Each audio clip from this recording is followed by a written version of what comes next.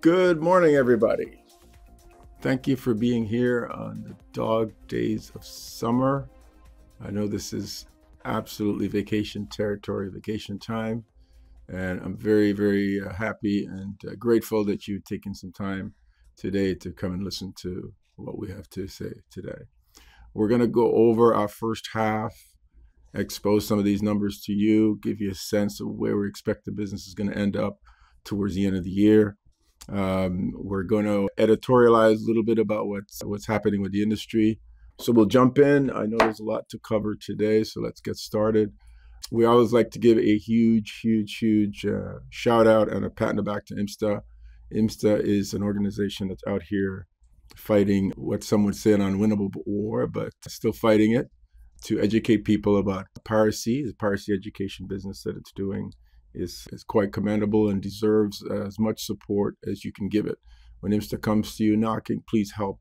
Software is the lifeblood of this industry.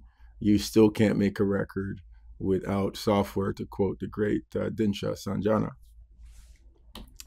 Let's jump into our numbers here. We're seeing quite a bit of stability. Every year we expect some kind of rollback. If you follow the news, there are a lot of bad news stories out there. There's still inflation problems, there's supply chain problems. People feel, very negative. We're not seeing that for some reason on our side. We're not seeing any kind of trend of rollbacks. We were very convinced at the beginning of 2023 that we will see some kind of retreat from the huge surge of sales that we had starting in 2020. We have not seen that. And really what it shows is we were just scratching the surface, really. The software business and our software market has not even penetrated any kind of critical mass in the MI business. We're still almost in startup mode after 30 or 40 years. We're still finding new people joining, new people offering software for the first time. I think there's still a lot of blue sky for our segment. If you look at other segments, drums, electronic keyboards, pianos, I'm not sure how much blue sky there is compared to us. There's a lot of territories in the world that are still, for lack of a better word, virgin territories. There are a lot of young people making music. So that's the only explanation I could give for what we're forecasting, which is another bumper year. In fact, I think this projection that you see on the screen right now, I think it's going to be a lot higher. I think the growth of 2024 versus 2023 is actually going to be like the 2022 to 2023 growth. It's going to be a big spike towards the end of the year. Right now, year-to-date tracking in the middle of the year, if we compare it to last year, things were kind of flat or even behind the previous year. This year has been consistently ahead of last year for the entire time.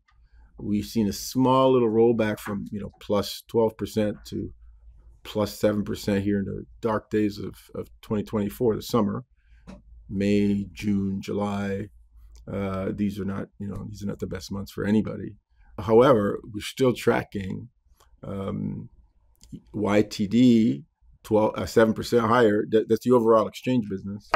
And if you look at the last 12 months and the last 13 to 25 months and compare them, we're 12% tracking higher. So this is this. I mean, some of you have your own take. I'm not the smartest person in this room for sure, but it kind of defies what's happening outside of our industry and outside of our segment. If you delve in a little deeper and look at the quarter, this is really a tale of this incredible second quarter that we had just finished at the end of June, where we saw some very, very aggressive, very smart, very well-placed. When I say well-placed, I mean the right resellers were given the right promos at the right time for the right duration, for the right discount. It's a lot of moving parts there. But we saw some very smart promotions issued by some of our, some bigger, more powerful companies. And of course, the combination, all these things combined together yielded incredible sales, incredible results, to the point where we thought we could never see something bigger than the second quarter of 2020 in a while. I mean, of course, it'll be eclipsed at some point, but I had no idea that it would be eclipsed in 2024 election year, when things are supposed to fall off. The wheels are supposed to fall off the wagon. This is our record quarter, and this has really set up the best first half we've ever had, and of course changed the projections to an absolutely positive, bang up year that we're going to have in 2024. Now, if these numbers are not reflected in your individual numbers, one of the best things you could do is talk to us. We can't expose other people's business to you, but we have a lot of information. We study the information a lot. We have a lot of reports that you don't see, so we can help you. I mean, we could show you where things are hot. There are certain parts of the world that are hotter than other parts. There are certain parts of the world that receive very little energy and very little input, that if maybe you can divert some of your input that you put on some of the other parts that are flat into the other parts that are growing, maybe that'll also make a change. So anyway, you should be seeing something similar. If you are, then you have nothing to worry about. You're riding on the wave. Now, we always like to delve in even deeper. We have the big three, the top three, whatever you want to call them.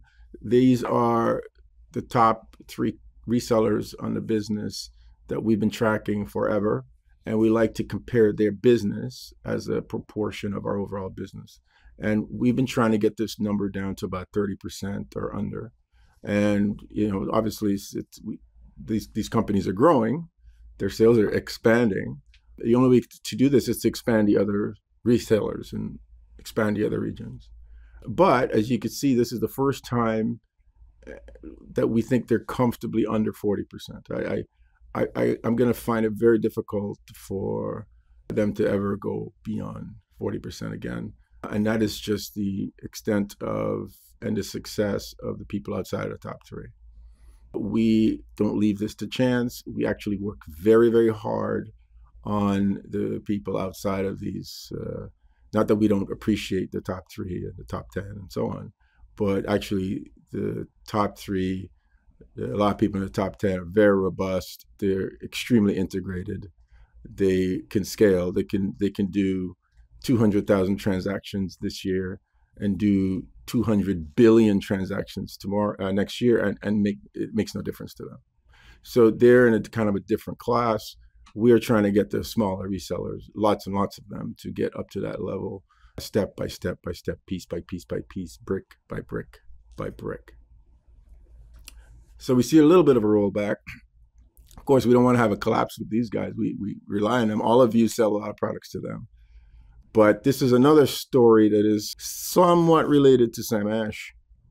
For the first time in the last 5 years, there's been a turnover in the top three. So somebody entered into the top three, which of course means somebody exited from the top three. And this is, I mean, it's not good for anybody to exit that kind of a perch. We always like to work with everybody. We want everybody to be successful. So we're trying our best in the behind the scenes to see what we can do. But that's definitely not a good sign that a company that's been in that kind of level is starting to erode itself. But that's just an interesting FYI note there for you. The one thing we could say about these resellers, when you're talking to your resellers, remind them that they're competing with these people, okay? They have extreme automation, meaning automation down to the Stripe, the accounting level. They pull the Stripe authorization code and stick it in the invoice and set it to paid. I mean, they do not just automation of invoices, they do automation of a lot of the background processes that take a lot of time. And these are the pain points of a lot of the companies that are trying to, embrace this business and grab this business. But these are the things that are pulling them back, all the procedural things that must be done. Accounting, of course, is a very important thing. So they have high degrees, very deep, rich automation. Second thing they have is very fast speed to market. So when a product is released, we had some big releases, and the assets are sent out ahead of time. The release date is communicated at the instant the product is released by the manufacturer. These companies have it on their website at the same time, actually the same minute. Um, and that's that helps. I mean, if you're gonna be slow, you're gonna miss something. You're gonna miss that bump, that peak that we always talk about, the demand peak at the beginning. And the other thing that a lot of these resellers do, which we always preach, is the complete assortment rule, which is the Amazon approach. Amazon first started selling books, and after a while, they kind of had every book. Now what do? They sell everything. I mean, I'm pretty sure soon you'll be able to buy a plane on Amazon. So if we as a marketplace and a service provider for our industry has vetted a company and they brought their products onto our platform, and the products are available, and you could see from reviews and the company's engineered a pretty good product, and you don't have to pay to stock this product. I can think of no reason for you not to put that product on your website or tell the world that you have this product for sale. I can see absolutely no reason, unless you simply don't like to do any kind of work. I mean, it's you do it once and it goes up. So that excuse, oh, it's too much, it's solved by automation, but also the concept of curating software is ridiculous. It's ludicrous. Give me another adjective we can use to throw in there. It's absurd. You have a product you do not have to pay for. You do not have to warehouse. You don't have to ship. You don't have to stock. And you're curating it for what reason? Let the customers curate it. It's not your business. That's not the business model. If you're buying drums and guitars, yeah, you got to curate. You can't bring every guitar into your shop. But software, you can bring everything into your shop. So we're trying to teach these people this. Of course, lessons to be learned from the top performers. At the top 10, these are harder to get down below 50%, but we're working on it. They're down to 57% now, which is good. And, again, we have nothing against the top 10. We love them. We all make a lot of money from them. But we can't rely on just 10 companies. That's not healthy. None of you should be relying on 10 companies. It's just not healthy for our business. And we have to find these new dealers wherever they are, go to them, listen to them, solve their problem, and bring them this incredible business model that we've been, championing since 2009. Despite this, because of the projection we have for 2024 and the proportion, outsized proportion that they have of that increase, their overall business is still going to grow a whopping 20% this year. That's our projection right now. So that's crazy. That's an incredible year that's ahead for these dealers. And some, of course, are, disproportionately taking that 19%. It's not evenly distributed amongst all 10 of them, of course. And the last little thing, FYI, 2 new resellers entered the top 10, and that, of course, means 2 of them slid out of the top 10. And that's an interesting thing, because one of the things we notice year after year after year, a lot of times it's the same set of resellers, even the same set of vendors at the top of the rankings in Exchange. But we're starting to see some people getting better at what they're doing, and some people just getting past. It's not that they're even decreasing in sales; it's just getting past. Now, these are the people we work a lot on. We have actually employed for the first time somebody that really takes care of these dealers, the smaller dealers, especially the ones way, way, way at the bottom, the ones that buy $1,000 a year. We don't really, we think they're very important. We think a lot of times it's just a question of some kind of structural impediment to opening up the floodgates. Their customers are buying the software, but they're just buying it from someone else. And if we could just find a way to solve whatever roadblock they have, a lot of times it's all mental. They just believe they can't do it. It's like, you can never run a mile below 4 minutes. That was conventional wisdom, I guess, for 200,000 years. But if you believe it, okay, we will never be able to do it. And so a lot of it is psychology. It's just people just don't believe that they can handle it. Their staff can't handle it. There's too much support. The software's changing too fast. I mean, we've heard so many excuses. I mean, we could write a book about all the excuses, and it'll be 400 or 500 pages. So what we do is work with them, just one by one. Just, okay, this is an objection. This is how we overcome that one. What's the next objection? That one. Oh, okay, this is how we overcome that one. Give me another objection. Okay, here's a solution for that one. Because there's a solution to every single objection they have. However, if we could get them to just double their business, or 25% more, this is a wonderful thing.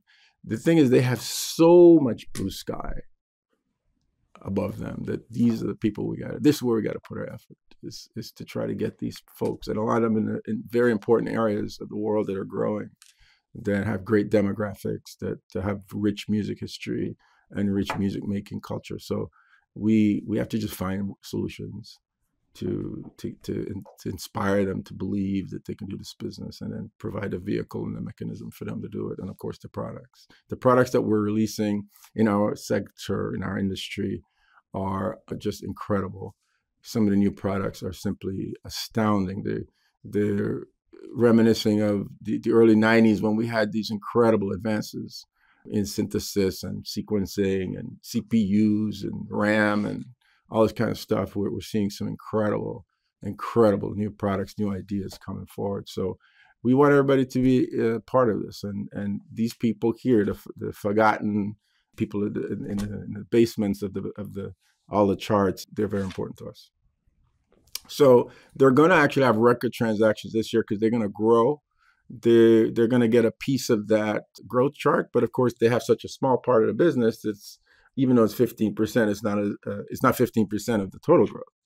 It might be 4 or 5% of the total growth by the time you look at it compared to everybody else, but it's still growth.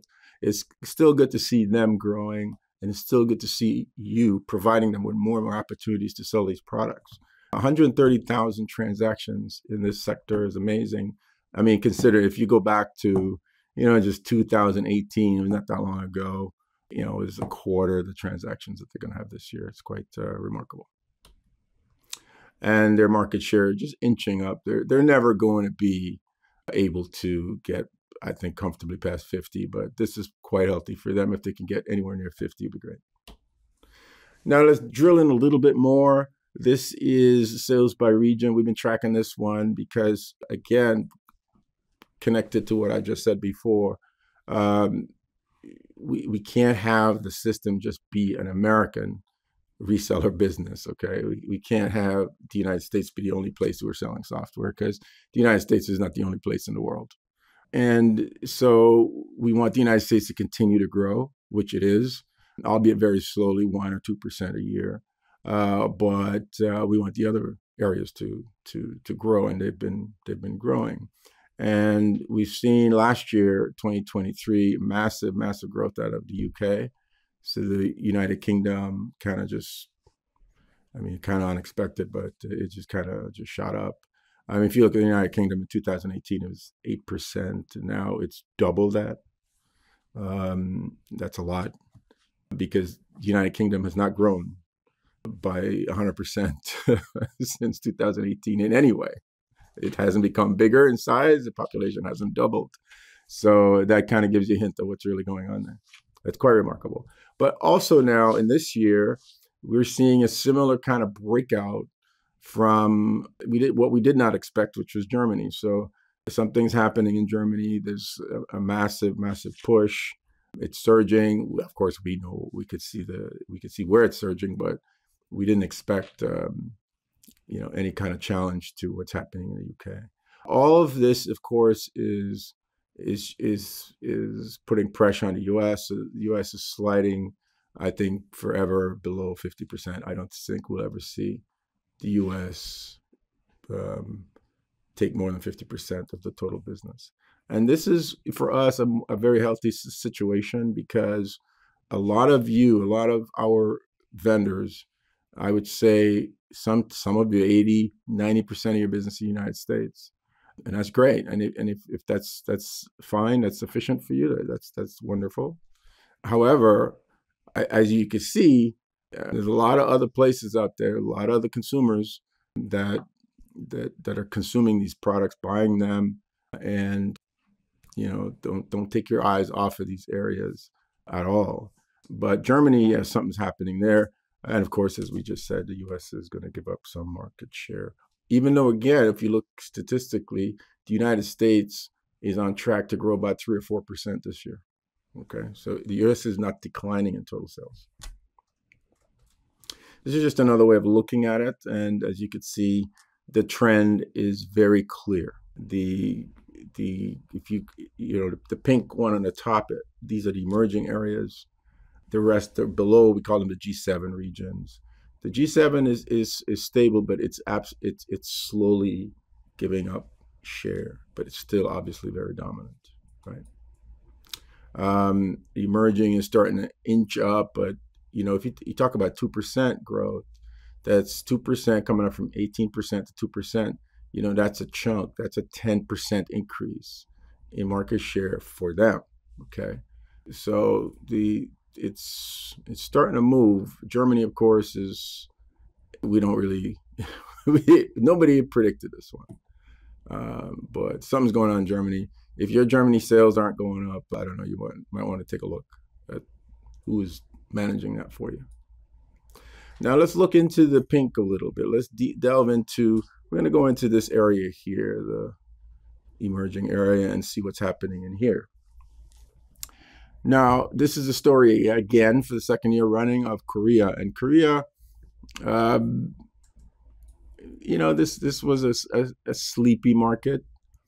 If you go back to 2016, 17, it was in the pink of the emerging area. So it wasn't even showing up.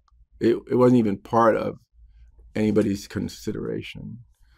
But I mean, these numbers don't lie. What's happening there is the Korean customers are buying local. They're not buying from other countries. Of course, there are Koreans that are buying from other countries, but in general, there's no compelling reason to give your credit card to somebody in the United States or Germany or the UK. The Korean dealers are highly motivated, highly automated, very fast to market, have really great marketing and great materials, have great support, great consumer events. The Gear Lounge Music Conference, for example, the IMSTA Festa, has positioned the companies that are local as good as any reseller in the entire world as far as providing customers with great events where you can learn from the best people in the world, not the best people in Korea, the best people in the entire world.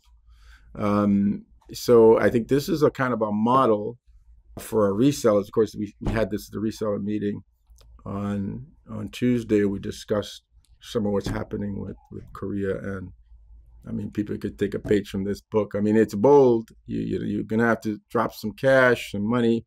You gotta have a vision. You have to kind of be a little bit bombastic, but the results, oh my goodness, this is very strong. Some of the other places that are a little bit surprising as well: Eastern Europe, France. France again is a market that we always keeping track of. I call it a bellwether market. It goes up, goes down. It's usually 6 or 7%, but this year it's up to 10%. So something also good is happening in France and, of course, Eastern Europe, which, of course, is a huge surprise considering that there's a full-fledged war going on in Eastern Europe right now. It's surging. Northern Europe, kind of a major retreat. We know why, but that's for another discussion. China is stabilized. China was a kind of a rocket ship that shot up into the stratosphere back in 2019, 2020. We didn't know if it could keep going up. It was, it absolutely touched the sky, and then it came back a little bit down to the clouds. But now it's really stable. The situation in China is very complicated, which I think it always has been. I don't think China has ever been uncomplicated, but I think right now it's particularly complicated. The market is still strong. There's still a lot of business being done there. China is going to grow compared to last year. And when we talk to the dealers in China, there is no let up. There is no There is no retreat mentally whatsoever. Southeast Asia is another area of the world which I think most people should really pay attention. They have almost 700 million people. 680 million people live in Southeast Asia, okay? This is from Myanmar to the Philippines, Indonesia, and all the countries in between, Cambodia, Vietnam, Laos, Thailand. I mean, this is a marketplace full of young people. This is a marketplace full of educated people. This is a marketplace with a lot of music production, a lot of guitar players. I think there are probably as many guitar players in Indonesia as perhaps in most major European countries, if not more. Actually, I would bet that there are more guitarists in Indonesia than in any country in Europe. Any. How much time do we spend there? No time. It's the areas to watch. And Canada is that's a Exchange HD phenomenon, just a lot of hardware sales. But the story of this emerging region is, the promo, they're getting pressure with the promo, but some of these companies are getting better with the promos, and that's where you're seeing the kind of elasticity. The regions, I think, which are much better with promotions are seeing their sales really explode, are grabbing a lot of those local customers who would normally go outside of their country to buy something at 50% off because of the speed. The Koreans and the Chinese as well, they're capturing a lot of that business inside, and their numbers are shooting up. And you have other regions, on the big chart, the Japanese region, for example, Northern Europe, dealers are not as tuned in and not as fast with the promotions. Kind of like a hint. Now let's talk about promotions. A good segue. This is another area that, it gives us pause, okay? We do not want, under any circumstances, to have 50% of all our business be promotional, like stuff on sale. That's not healthy. Just like we don't want 50% of our business to go to 3 resellers. It is not healthy. It's not sustainable, because all you do is you keep making more and more sales for less and less dollars. You bury yourself, okay? So last year we had a 40% slice of this promo, of this total exchange business be promo, which was incredibly high. It was disturbingly high, actually. Now it's a double-edged sword, because of course we love the promotions, we love the money, we love the numbers, but overall it's not sustainable. So this year, the good news from my perspective is that this number has fallen back to a more sane 30%, which is typically where it's always been. It's always been between 25 and like 31, 32%. So having it sit at 30% right now for this year, 2024, I believe is very healthy for Exchange, very healthy for all our businesses. There is virtually not much of a difference. We're going to see, we're on track for about 280,000 transactions from the promo side, which is higher, but still with the growth that we're going to have and the fact that these are lower priced items, it's a modest and quite acceptable increase. Okay. Like, we don't want this to be 500,000. Of course, we like 1 billion transactions, but it's about proportion. If the system becomes, and if we as an industry just becomes, just a bargain bin, I don't even want to be part of it, to be honest with you. That's not why I'm doing this. We don't want to be the aisle where you line up to pay and all this stuff is right there. That's not us. We are important. We're making great products, and we have customers that are willing to pay for them. We should have faith in the fact that people will pay for these products.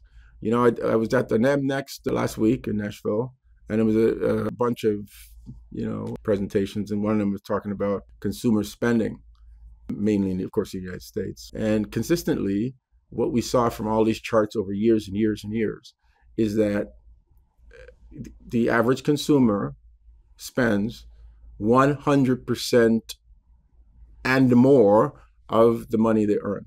But think about that for a second. Year after year after year, consumers doing the same exact thing. They're spending what they have plus more. So we shouldn't worry that consumers are going to spend their money. They will spend their money. They'll spend their money on our products. All we have to do is get in line, make a good case for it, and they'll spend. They're going to spend it.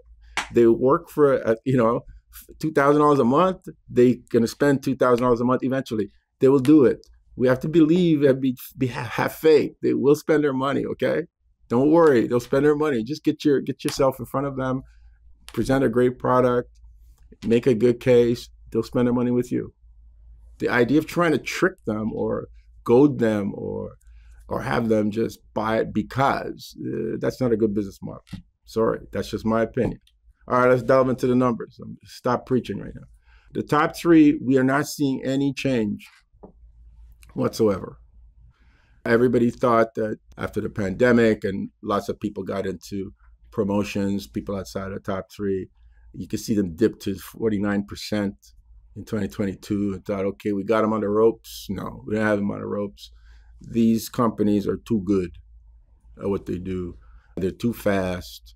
They're too integrated. It's really impossible. It's not impossible. Nothing's impossible, but it's very difficult to dislodge. As you go down the list, though, into the top 10, you can see a lot of movement there. 83% down to 71%. But look at the top three. There's no movement. And of course, the people at the bottom, the 200 basket of 200 dealers, they're slowly getting better. We got to do a lot more work down in that part of the business. But this year, the transactional part of the business is going to be very high numbers. Of course, the volume sales-wise is not going to be 49%, just a lot of transactions. And transactions are good. You know, these hundreds of thousands of transactions at low prices is your customer acquisition. I have no problem with that. A software company is as good as how many people it has registered. So all power to promotions. We love promotions. We have a whole promotion section on our service. So don't take that, we hate promotions or anything. We just don't want 100% promotion. Forget about it. We'll close the service down. I promise you. We'll exit. I'll go somewhere. I'm done. All right, let's look at the promotion sales as a trend, and it's very clear. Geographic-wise, that, yeah, I mean, I think you guys could probably suspect what's happening here. The United Kingdom, as we said, United Kingdom has not doubled in size. It has not doubled in population, but it's becoming the headquarters for some extremely good resellers that know how to run promos, right? Japanese are not as good as the UK people. That's all this is showing. And the United States is very strong, but that's where some of the market share is being dragged from. Germany is trying to hold on there and actually growing. And then the small guys, they're also getting hit by the UK, United Kingdom. And the United Kingdom is a euphemism for something. I'm sure you all know exactly what I'm talking about. So everything is growing, but the proportions, people are grabbing more share of the growth than others. Now, let's talk a little bit about, and if you have questions, we will entertain them at the end. I just want to kind of go through some of these new features quickly, and then we'll open up for questions from you. Okay, we got some new features. These are not all the new features. To be honest, we put out so many new features that sometimes we even forget to update the manual. I don't even think we put these in the manual yet, but we'll go over some of them and the idea behind it and who's asked for these features and why we're doing them. The first one is the future price change. Now, this is very important because one of our vendors, they want to release a product. Let's say they want to release a product on September the 1st. They have the release date. They have all their assets, have everything ready, and there's a change in the price. So this product is going from $100 to $150. They want to let the resellers know that, hey, this price is coming, this date, this time, and govern yourself accordingly. Govern yourself accordingly. So you're notified. So the reseller has a choice. I mean, it all depends on the vendor. The vendor might want them to either maybe stock up some products or ease up a little bit if the product is going down in price. Of course, most of the time the product is going up in price. But anyway, this is a way for also if you have to synchronize a price change. For example, if you're, if you want to make the change at midnight European time, okay, that means that it's Central European time. That means it's 6 a.m. in Eastern time and 3 a.m. in California. So rather than waking up, setting an alarm, you can actually program the time the price will change. And any of these prices can change. MSRP, the map of the actual price for that particular item. And then you save it and you go to bed. And then at that time, the price will change. All right. It kicks in the start time. So this is a feature.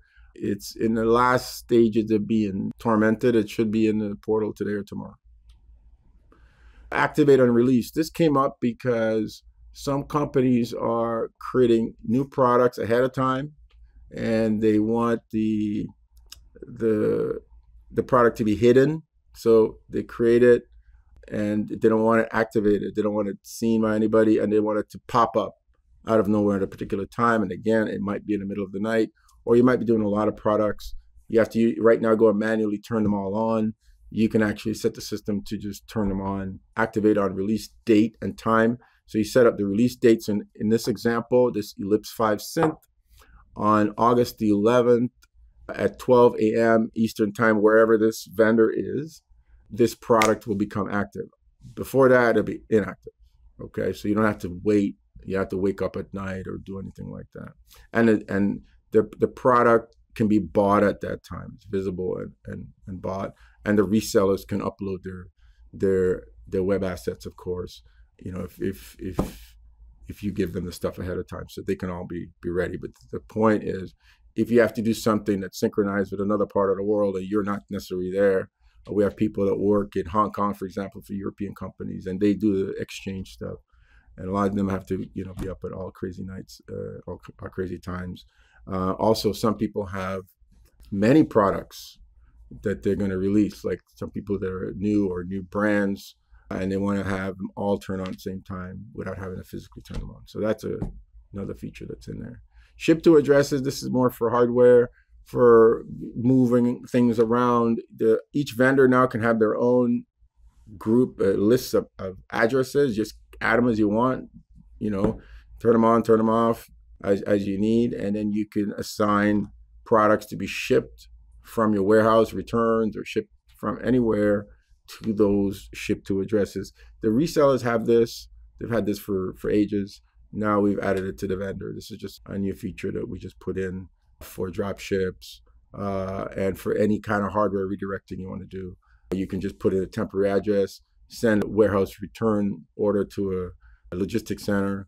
They pick up their product, ship it to that location that you have, and you do what you have to do with it after that. All right. The last thing is the sub-vendor. Well, actually, we have two more things, but the last new feature is sub-vendor login. People have asked for this, and that doesn't apply to everyone here on this call, but some vendors have multiple sub-vendor accounts. And in order to access those accounts, you have to exit the master, go into the other one, put in the, log in, the ID and the password, go in, exit, go back into the master, go back into the sub, go back into the log in, log out, nonsense.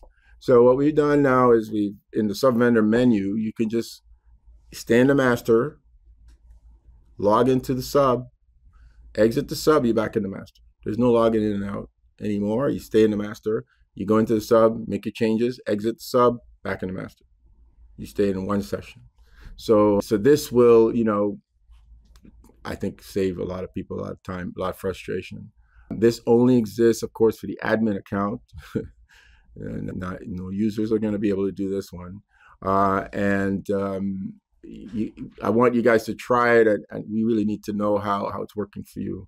We think it works great. We have one vendor that asked for this, that loves it, but we want to get a little bit more feedback as to how it would work, because we think there might be a few more things that we could tweak or other areas where we could use for the logins. We're going to launch this soon. We've perfected it. So we have built into Exchange now that you don't see a ranking system. So we could select a region, for example, Southeast Asia, and Southeast Asia will have a ranking of all the resellers by 5 stars to no stars. based on a lot of these criteria here. And we've had it now for a few months and just been looking at it every day. It changes. It's dynamic. So if a dealer starts to fall off, the stars will start to diminish. And so it's a totally dynamic system. And it's region based. So that means the top dealers, based on, of course, a certain kind of metric, there'll always be a 5-star in the Middle East region. There'll always be a 5-star in Australia. There'll always be a 5-star in China. But if you were to put them all together, there would not be, because China is bigger than Australia and so on and so forth. So we have bucketed the dealers in their own silos, and they rank within them. Okay, so 5-star in Australia and a 5-star in the United States would have vastly different sales, but we're talking about Australia. So you're a 5-star in Australia, and as for a reseller, for a vendor, essentially what this allows you to do is be very deliberate and very selective when you're deciding who to assign products to, who to send invites to. Not that you can always get the attention of a 5-star, because the 5-star people are obviously at the top of the food chain, or the 4.5 or the 4s, and they have a lot of people courting them. So it might be, sometimes you might want to go into the 3 and the 2, but the point is you have a little bit more information than just a bunch of text on a screen, alphabetically laid out in 3 columns. I mean, that's what we have right now. And we're going to have a little bit more information.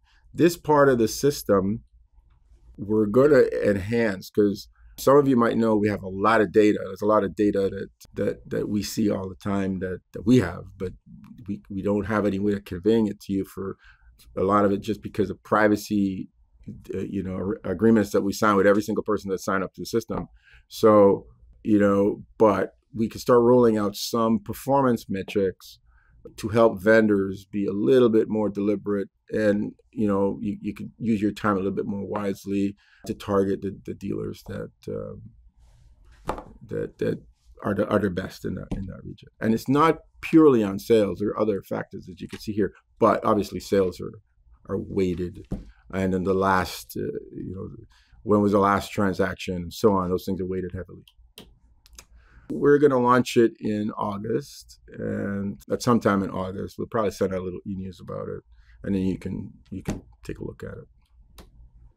Web assets have become very important. This is old. This is not a new feature. The only reason we're mentioning this is because we have just signed up with one of the popular DAWs, and they've integrated Exchange right into their in-DAW, in-app store. Okay.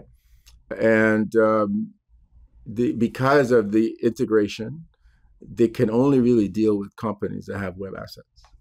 And this is a huge DAW.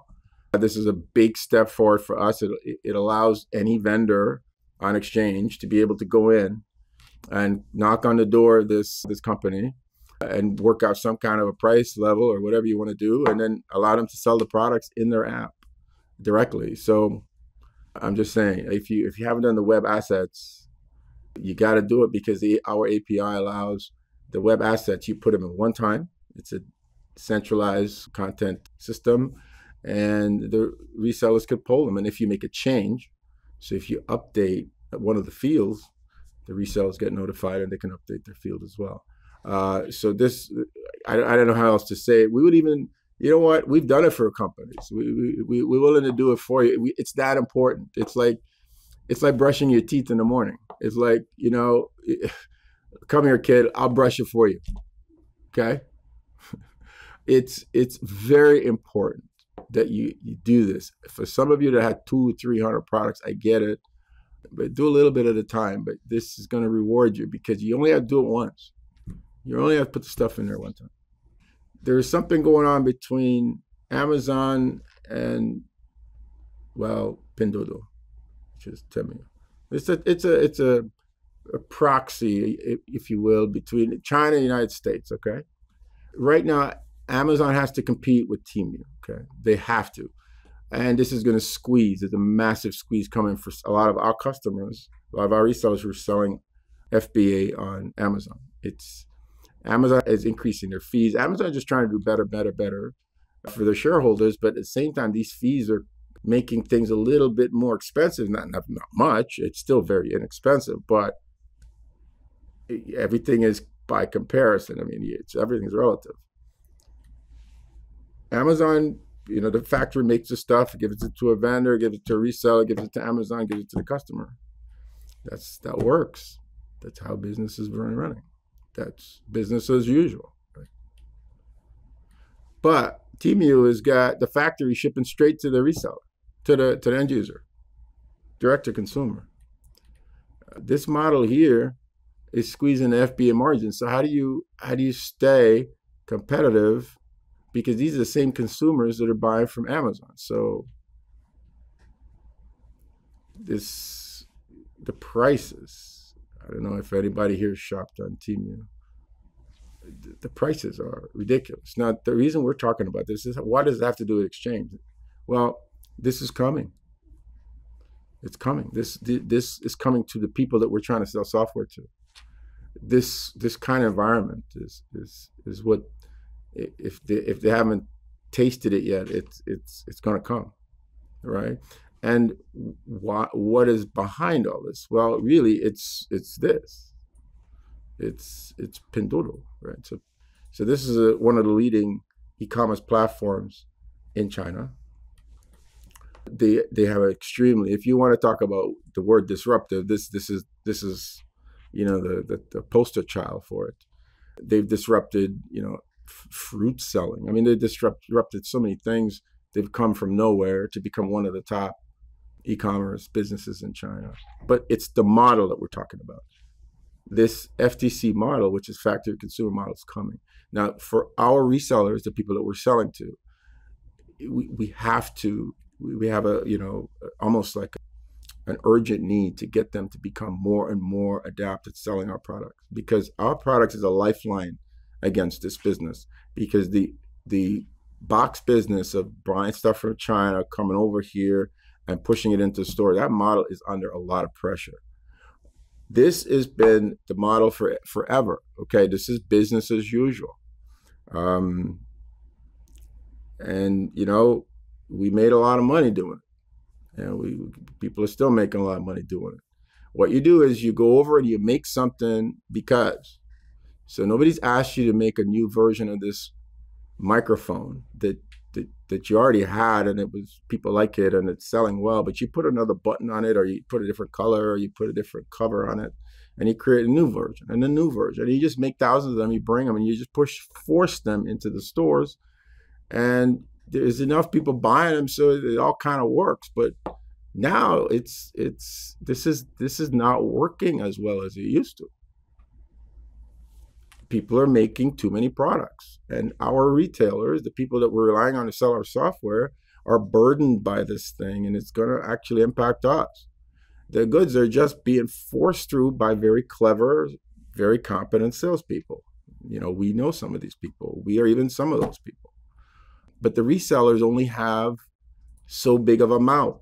It's like a baby needing a bottle, and you've got like a fire hose, you're trying to feed the baby. There's only so much room for all these boxes, right? And in this current environment that's not quite here yet, but one that's coming, mark my words, this model here it's not sustainable. You're just pushing, I don't know, there's no place to push all of this stuff anymore. So when we're talking to our resellers, we have these kind of conversations. It's more and more and more and more urgent that they get on the software train. And I'm going to name somebody here now. There's a company out of China named Ding Dong.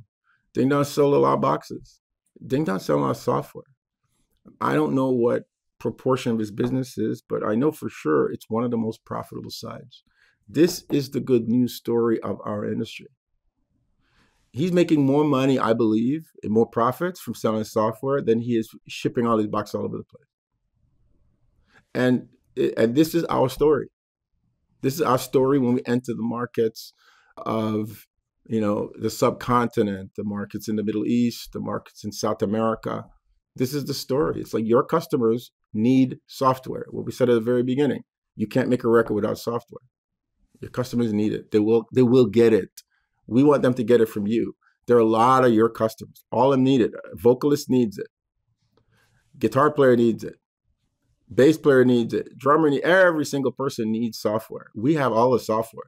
Get your business software friendly, software savvy, so you don't care what happens to this site. Okay. Thank you, guys. Enjoy the rest of your day, and have a nice weekend. And we'll see all. We won't have another vendor meeting next month. We'll probably have one right before we get into the Q4 period. So the end of September, we'll be back. All right. Thank you. Bye-bye.